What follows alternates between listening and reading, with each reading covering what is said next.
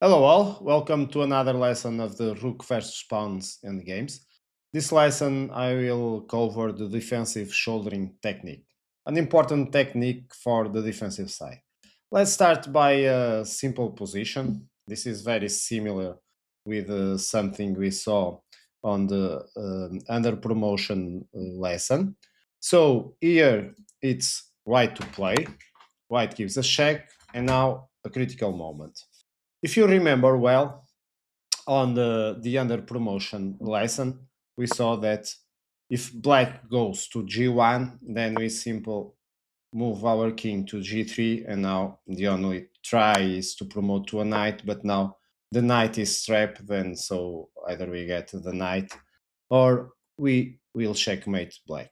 So the problem starts immediately here, because here black is what we call the shouldering technique that tries to keep the enemy king away from reaching the pawn. And so all the technique is based in avoiding the white king to reach our pawn. So for incredible that it may look, the right move is to play king h3. And so white now can't force uh, anyway to force black, because here we get the same position. If it checks again and it goes and we try to go with the king, then it's even worse because we promote with the queen check, and now we are playing queen versus rook endgame. That as a coincidence, I have made a mastering series about it, so it's even worse for white. So white can't progress and it's forced to keep giving checks, and we will reach a draw, of course. Okay, so let's now move on to a bit more complicated position. If you notice, this is very similar position with some that we saw on the cutting off lesson. So maybe white is not paying attention, and so it decides to go and try to cut off. But this allows black to play for a draw.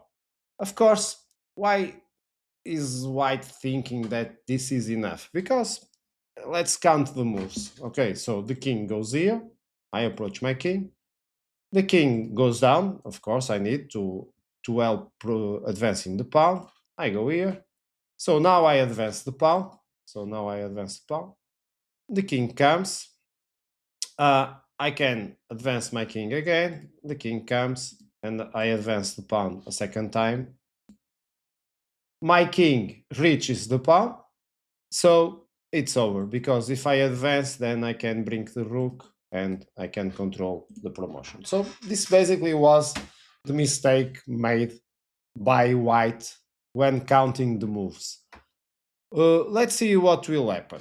So black plays. So this was previewed by white. Okay, all normal. But now there's a move that it's not so intuitive, but changed everything, because black, instead of going to h4 with the king, will go in front of the pawn. Not a very intuitive move, but the idea is we are going to shoulder the approach of the enemy king. So using this defensive shouldering technique, very important. First, we need to guarantee that the enemy king can't reach the pawn, because if white can reach the pawn with the king, then it will be a win for white. So now we simply approach the king as previewed. We move our king to a better shouldering position. The king keeps approaching. So now I can advance the pawn, natural move. The king moves, and another key position. What is the right move? To move the king to f3 or to move the pawn to g3? Okay, we need to consider that the rook now is cutting this row. So our king, at the same time that it's shouldering the other king away, is also controlling any approach, any top check, let's talk like this, from above, from the white rook. So simply we need to advance the pawn. Notice that if we advance the king, it will be a mistake. Let's see first that if we advance the king, this allows white to keep reaching the pawn. Check. You notice that the king has move away from the controlling of this check. So now we need to move, and we simply win a tempo. And as you see, we just need to maneuver, and now again pinning the pawn, the king needs to move away, and it's not possible to avoid. Of course, here black tries a final trick, because of course if the rook takes the pawn, it will be a stalemate, but of course we have this checkmate. So without being possible to move the king, we keep the king shouldering the other king while also controlling some potential checks, so we advance the pawn. We advance the pawn. Of course, white needs to keep controlling the promotion. Now another critical position.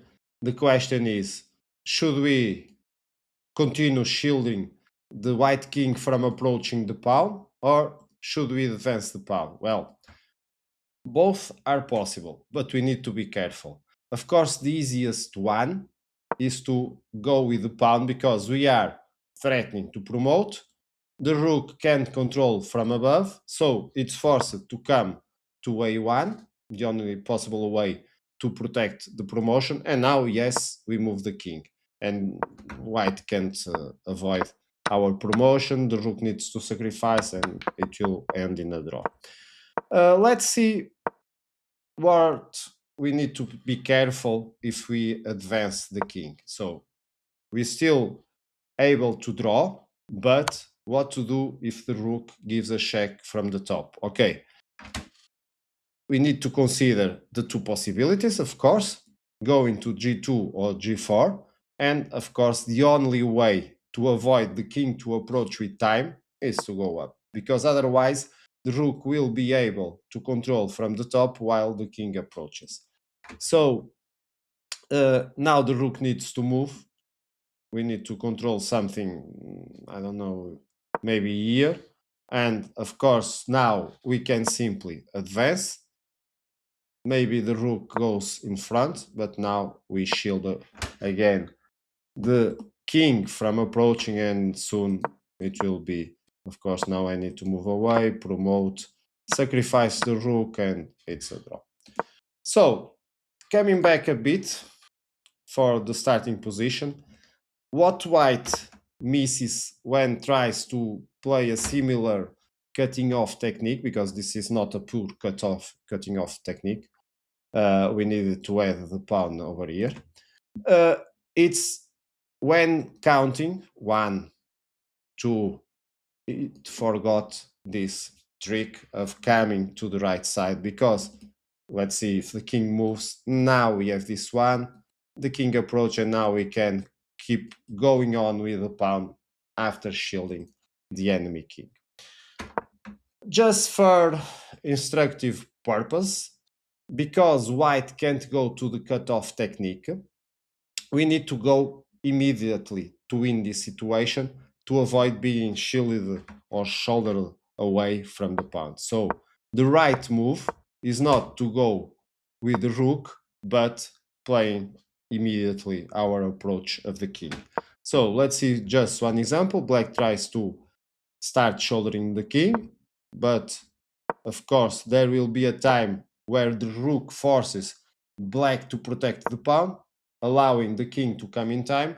And because the pawn is too far away from promoting, it will be possible for white to come back with the pieces and forcing black to move away from the pawn, or allowing white to take the pawn. Okay, let's move on to another position. Again, very similar. And of course here it's black to move. And what do you think is the best move for black? If you want, pause the video in this position. This is a very important pedagogic, instructive position to understand this. Also, I recommend that we play this position against the engine to get different approaches to to the attacking side, and we fine-tune our technique for the defensive shouldering. Yes, the only move able to keep the draw is this move. King f5, preparing to shoulder the approach of the enemy king while still allowing the pawn to advance. Let's see fast what happens if I advance the pawn. Well, can you guess the move to win this easily? Yes, we remember this from the cutting off technique. Because the pawn is on the h file, the king can't go to the other side. So basically we are cutting off the king on the 5th rank, and as we saw on the first lesson of this series, it's very easy to control and winning the pawn. So this doesn't work, but of course, why not advancing the king? Well, we need to count moves.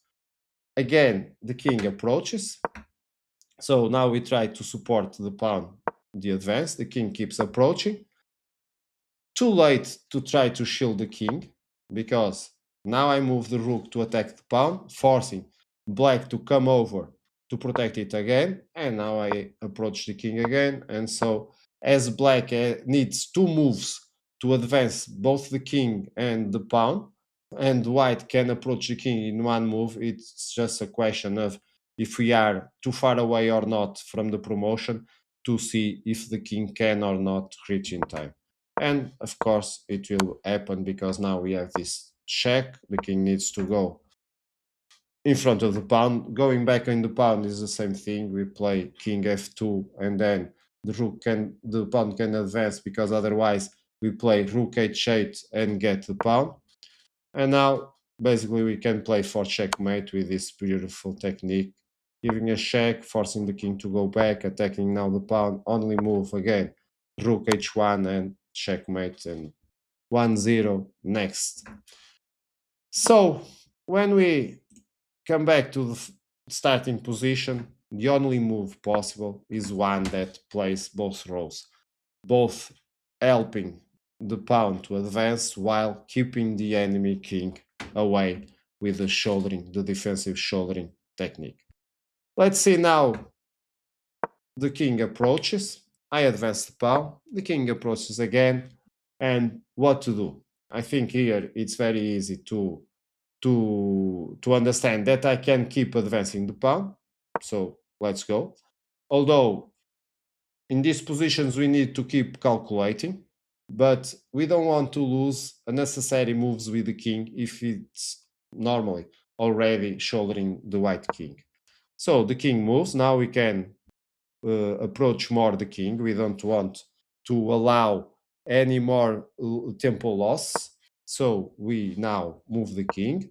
We are already controlling the advancing of the pawn. Notice that we are keeping white king on the 4th column, on the D file. Check, now we approach the pawn, but as the pawn has already advanced, we simply can keep helping it to advance. There's no way to force. Now rook needs to sacrifice, and we get a draw. Okay, final move I want to show is what happens if the rook comes and checks our king. So trying to avoid that our king keeps shouldering away white king. Well, now we need to move closer to the pawn, because otherwise the rook can cut. And here again, don't make the mistake of going back to the same position as before, because we also need to help the pawn to advance. And what happens if we go to let me search here. Okay, if we go back, what happens? It's we lost time. Now we are with the king cutting, so we can bring our king with time, because now, as you see, I need to waste one time to go and protect my pawn. See, this tempo is enough for white king approaches. Normally these positions are hanging by a single simple tempo, so any mistake can change immediately the outcome of the position. So here the correct move is to approach the pawn, protecting and preparing the advance while not losing the tempo. The tempos was lost because the rook needed to move. Okay, so we need to always pay attention. So this is the move to win. Okay, now let's practice a bit on this position. I recommend you do the same because it's very pedagogic. Like change here for the engine window. Okay, where it is. I'm going to place the position from the black perspective. So the black pawn is advancing to the promotion side on h1. And of course, it's black to play. Let's see what white wants to do. Okay, it approaches the king. Easy. I keep approaching the pawn. Again, I don't need to move the king because he was already shouldering away the enemy king. So here I need to pay a bit of attention. I prefer to go here. Check. Now I approach the king. Notice that now it's not hard because we are already near the promotion and we are not giving time for white to come back with the king. Let's see another one. Let's see if white tries another approach. Okay, the checking approach. We are preparing to advance. Now you see it's attacking the pawn, so I advance it. Okay, we can keep, because either the white can approach the king or I keep advancing the pawn. Of course, with the help of my king. Notice that the rook is losing several tempos, and now I secure the promotion. Needs to, and another draw. Okay, let's go for a final one. I hope white can pose us more difficulties than before. Okay, advancing the pawn. Bringing the king is not enough. Okay, the rook is cutting my pawn. What happens if I advance the pawn? Yes, the rook will go behind and I can't reach with the king to support it. So first I need to approach the king. Only now advance the pawn because this is the only way to avoid the rook to control the advancing of the pawn. Well, it was at least a bit different from the others, and now I secure the promotion, and I think this is good for the lesson today. Let's come to the first position. Don't forget this important shouldering move. Okay, hope you have enjoyed this technique. Pay attention, either you are trying to win or you are trying to draw, because as we saw, a single tempo can change the outcome of the position. Okay, enjoy and see you again in future lessons.